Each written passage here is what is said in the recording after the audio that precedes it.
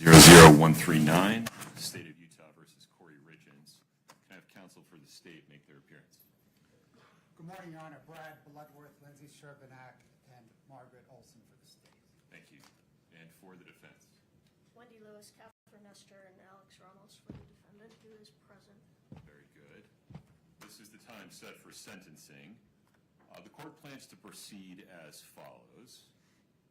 First, I need to address three administrative matters. The setting of a restitution hearing, which the court proposes would include discussion of the state's request for recoupment of defense costs at that time. The state's request for a continuous protective order and any alleged inaccuracies in the pre-sentence investigation report.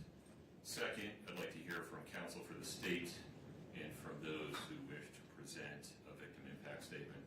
Third, I'd like to hear from defense counsel and those that defendant desires to present information regarding the appropriate sentence.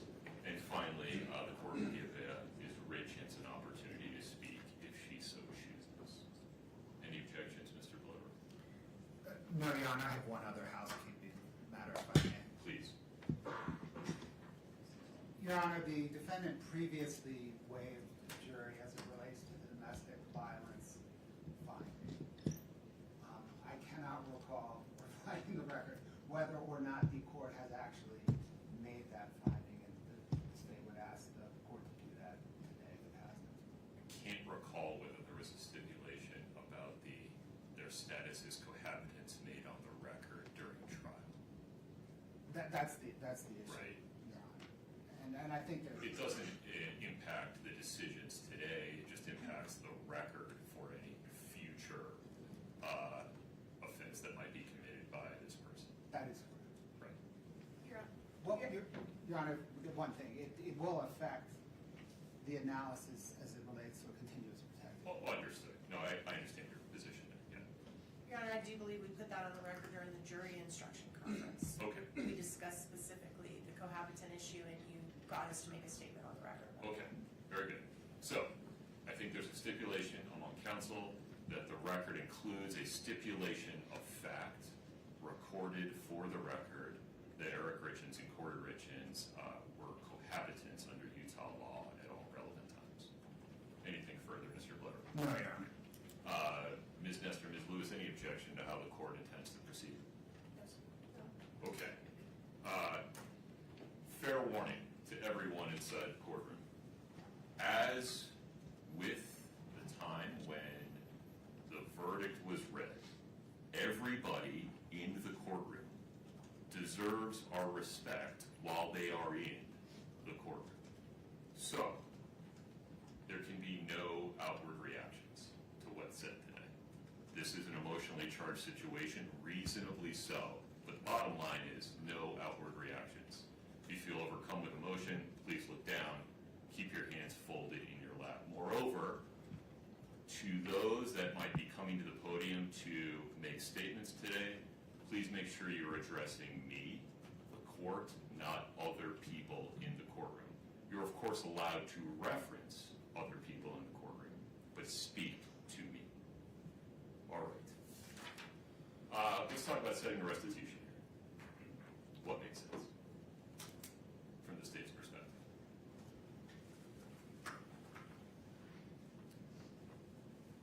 Your Honor, the restitution amounts that the state is seeking are well known in the record, or the defendant or are well known in the record. So we can proceed in very short order. I don't know if there can be much dispute on the amounts. Okay. From the defense team, what makes sense, Ms. Nestor? We need an opportunity to brief these issues and do a little bit of research. We were surprised by some of the requests that came The from us. recoupment issues? Yes. Fair enough. So we need to look into that. I know that I'm going to be out of town the first 2 weeks of June. I'm going to be out of the country, so if we could do it before or after, that would be helpful. After would work far better for me. Okay, same. So, other than that, Brittany, what would you recommend? Is there an afternoon on which we don't have a ton of stuff set?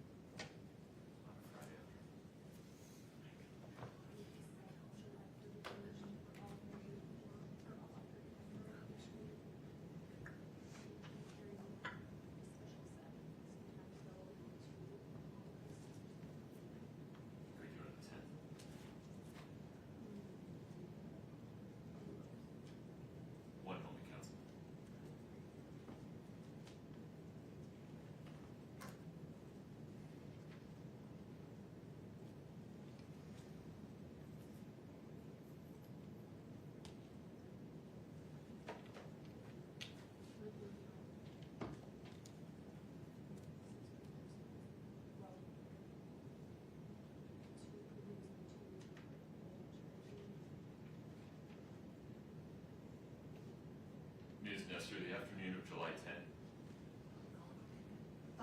Ms. Lewis will be out of town, and that is the week we are doing the preliminary hearing in my case in Utah County. Understood. Well, maybe July 31, he said.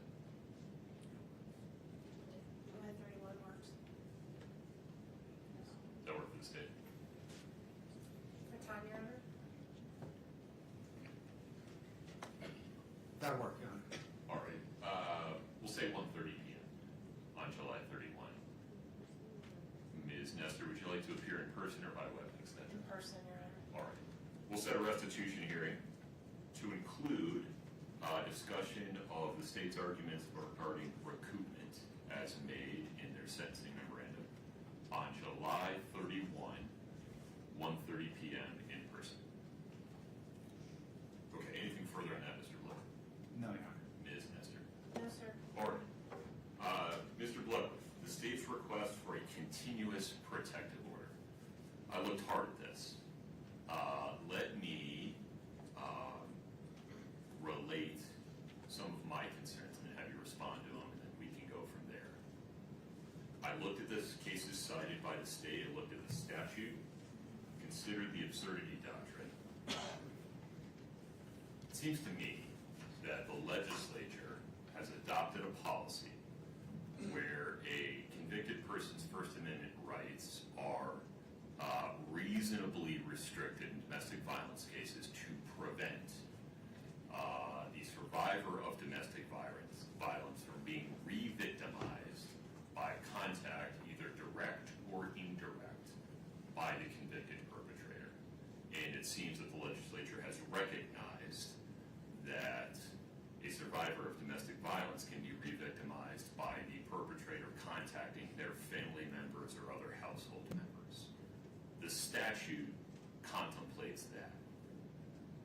But here, or in a situation like this, where the Domestic Violence Act does not have a survivor, rather it has a decedent,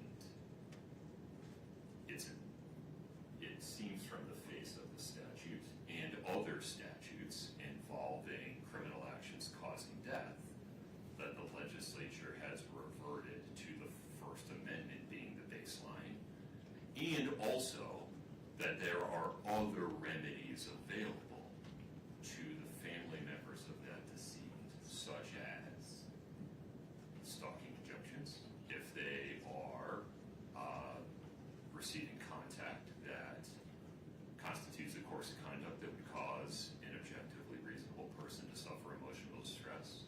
Moreover, the juvenile court has tremendous authority to determine whether and how much, if any, contact a parent in this situation should have with the children of the decedent. I'm not sure that I have the authority to enter a continuous protective order in this case.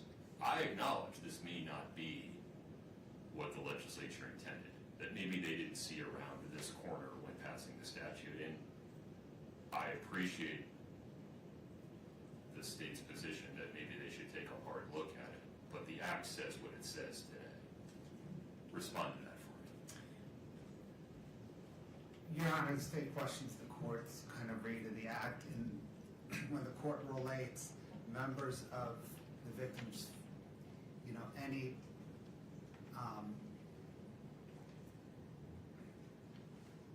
harm to members of the victim's family relating back to the harm to the victim, causing the victim harm. I think the plain read of the statute is, and it's 78 Bravo -7 -804 3D Right. 5. Necessary to fully protect the victim and members of the victim's family. Correct. The plain read of that sentence, Your Honor, does not say that the protection for the members of the victim's family does not, it does not relate back. It is a separate clause. It does not relate back to protection of the victim. And I think within the scheme of the statute, the legislature envisions protection for the victim, separately protection for the victim's family as an option of this court. And I think that's kind of consistent. This statute's odd. I think it's subsection B, which has a preamble on legislative intent. Right. And I think consistent with that preamble on legislative intent is the legislature's grant of this court, any court, authority to protect the victim's family under the statute as well because of the unique nature of domestic violent crimes. An argument the state didn't make, maybe because it just doesn't believe in it, but it seems that a strict reading of this statute would say, I'm required to enter the continuous protective order and set a hearing, and then let defendant make the argument that. Your Honor, procedurally, I think that's right, because of the threshold inquiry of whether or not the victim, decedent in this case, reasonably apprehends a harm. Right. Practically, though. But practically, I don't know that, I mean, it seems to me as the state brief that that is evident, that a decedent cannot reasonably apprehend harm. Okay.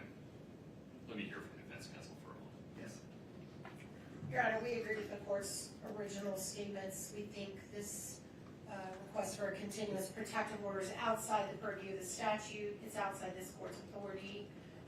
We believe it violates her First Amendment right. If these communications are not threatening, this would basically mean she could never send her sons a birthday card, a Christmas card, any type of communication. Well, pause there for a minute. Let's take the three boys out of it, because there's a whole separate set of concerns there, Right. given that her parental rights have not been terminated. Right. And I don't have authority to do it. Correct. Juvenile court does. Right. But if we would talk just for the moment about the adult family members of Eric Richins, Well, it would mean that she could never reach out to them. right. Well, and that could create problems if they're the guardians of her children and there's an issue if she is given any type of parental input to major life decisions, to medical care, to anything like that she would not be able to communicate would be problematic. She has no intention of communicating with them outside of matters that have to do directly with the children. I also think this, well, you said you're setting the boys aside, so my other arguments, I'll deal with them. But as far as I can see, there's another courtroom where this could happen. There's another venue under which this could happen, and this is not the appropriate place to do it. All right, Mr. Bloodworth, any additional thoughts regarding the state's request for a continuous protective order? No, Your Honor. All right.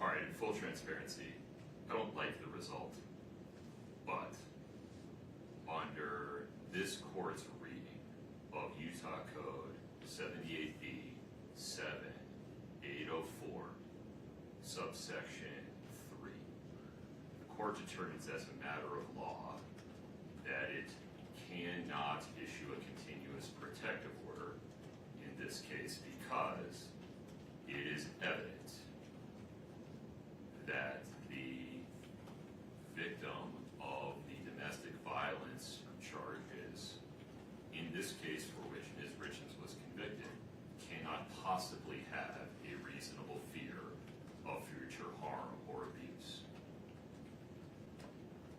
It very well may be that this is not the result the legislature intended, and I would encourage the legislature to take a hard look at 78B 7804 subsection 3 to fill this gap explicitly. But they haven't done it yet.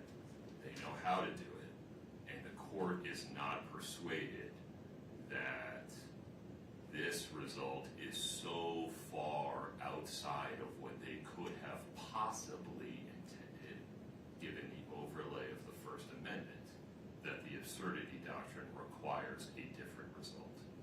And so while the court holds the legislature will make a legislative change that would provide protections for the members of the family of a decedent in an aggravated murder case like this. They haven't done it yet. The court simply, in my view, does not have the authority to issue a continuous protective order in this case. In so ruling, the court expresses no opinion whatsoever, one way or the other, as to whether Eric Richins' family members might qualify for issuance of a stalking injunction in the future, and expresses no opinion one way or the other as to whether the juvenile court will put in place restrictions regarding Ms. Richins' communications with her 3 boys. Anything further on that, Mr. Bloodworth? No, Your Honor. Ms. Nestor? No, Your Honor. Okay, Ms. Nestor, may I ask you a couple of questions regarding the pre-sentence investigation report? Yes, sir. Have you had a chance to review it? We have, Your Honor. Have you had a chance to review it with Ms. Richins? We have, Your Honor. Okay. Are there any inaccuracies in the PSR that we need to address? We submit there are inaccuracies. They're all related to the factual recitations, which this court presided over the trial and is very familiar with. We have confidence the court remembers what happened at trial and remembers what was presented, and we would submit. Okay. For the purpose of today's hearing, to the extent there are any factual inaccuracies in the pre-sentence investigation report regarding the factual background of this case, the court determines that those factual inaccuracies are not relevant to the court's sentencing decision and do not affect the court's decision regarding the appropriate sentence one way or the other. Anything further on that, Ms. Nestor? No, Your Honor. Okay. Mr. Bloodworth, how would you like to proceed? Your Honor, the state is prepared to present. Please.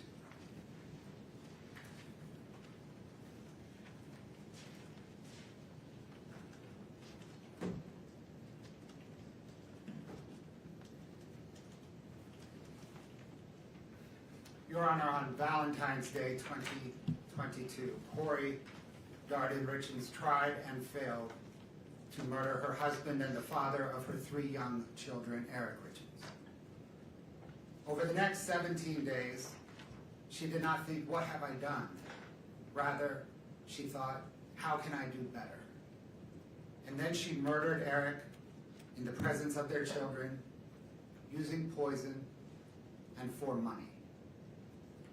Such a person should never again lurk among the rest of us.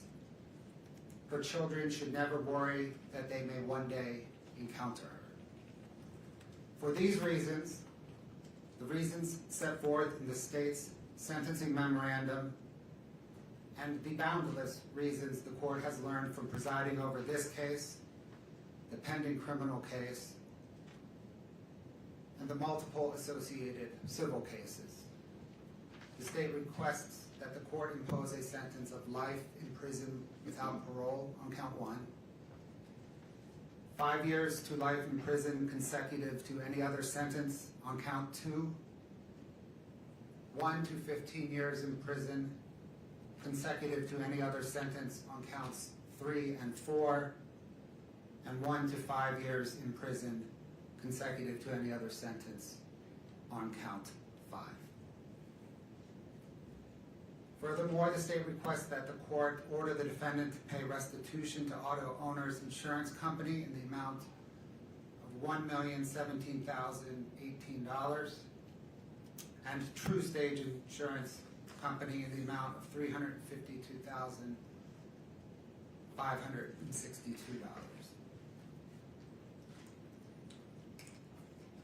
The state requests that the court order the defendant to pay recoupment to Summit County in the amount of $1,391,943. Kouri Richins earned this sentence. Her children deserve it. Only this court can order it. The court's time this morning is best spent hearing from a few of Kouri Richins' victims. Fathers are not meant to to bury sons. Gene Richins will present his victim impact statement first. Losing a sibling is losing a piece of yourself. Katie Richins Benson, Clint Benson, and Dr. Amy Richins will then present their victim impact statements. There are no greater victims in this case than Eric's 3 young boys. The defendant took both of their parents from them. Jessica Black, who is Weston's counselor,